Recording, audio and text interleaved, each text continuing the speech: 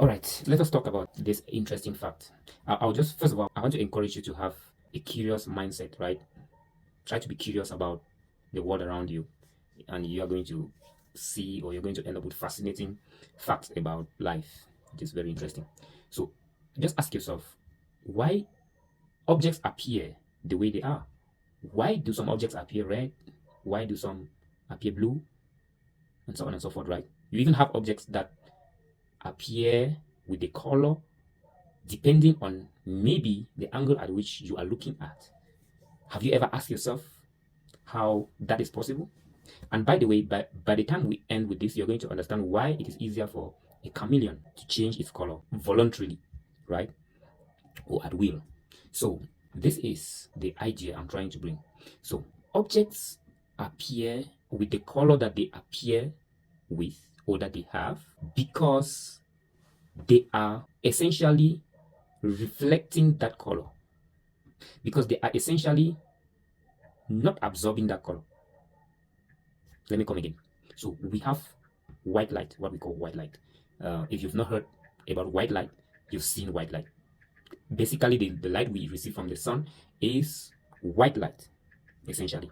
And thanks to our curious scientists, they discovered, because initially they did not know, but out of curiosity, they discovered that light is actually made up of several colors. White light, or light from the sun, or any source that you can think about, as long as that light is white, right?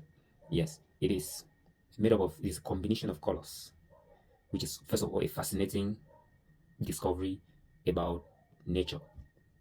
So when white light hits the surface of an object, of a body, that body has the tendency of reflecting that light, right? Now, that body also has the tendency of absorbing that light, or some of that light. And so since light is made up of several colors, the color or the colors that that body is going to reflect is essentially what you are going to perceive with your eyes as the color of that object. So what you are seeing as the color of an object is actually the color that that object has reflected, or in other words, the color that that object has refused to absorb. And so you're going to perceive that color. That object is going to appear with that color. And so it is very easy for a chameleon to change its color by simply evolving biologically to know which color to absorb and which color to reflect at a particular moment, at a particular time, as a means of defense. Since he is slow and basically defenseless, he could understand which colors biologically to reflect in order to appear like the surface or the area where it is located. And many biological systems have understood this concept, and they're using it for survival, and they're using it for a lot of processes that are going on. So in short terms, objects either reflect or absorb light. So if this is the case, now you are going to understand that if an object reflects all the light that it receives from the light source, meaning that if you reflect all the white light, how is that object? What it would be the color of the object? It is going to be an answer for us to bring in the comment section. So please put in the comment section what you think, that if an object reflects all the white light without absorbing any, what would be the color of that object? Thank you.